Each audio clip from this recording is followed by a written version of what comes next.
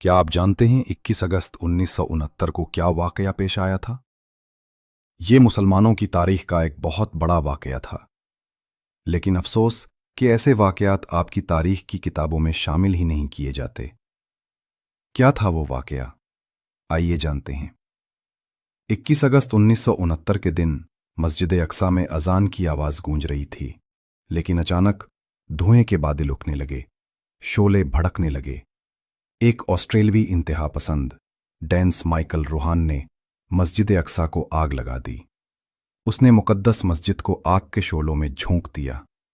वो चाहता था कि यरूशलेम में तीसरा यहूदी हैकल जल्द अज जल्द तामीर हो जाए ताकि मसीहा वापस आ सके।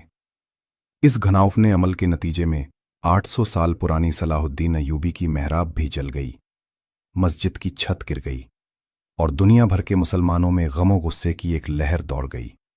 अरब ममालिक में एहतजाज शुरू हो गए। अक़वाम मुत्तहिदा ने इस वाक़े की मज़म्मत की और हर तरफ आर्मी गैडन की आवाज़ें बुलंद होने लगीं। ये 1967 के बाद सबसे बड़ा हंगामा था जो बरपा हुआ।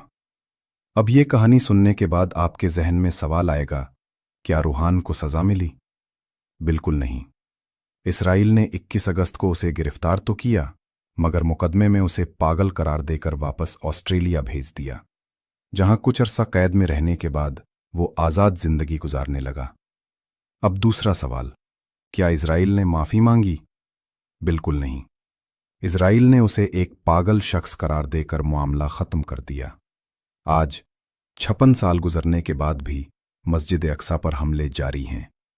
कभी यहूदी आबादकारों के हमले, कभी फौजी छापे, कभी बेवजह जुल्म।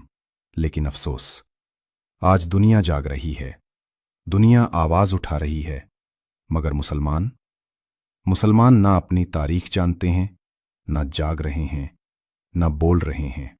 और ऐसे वाक़यात की असल हकीकत से आज भी आपको दूर रखा जा रहा है और ना ही तारीख की किताबों में शामिल किए जाते।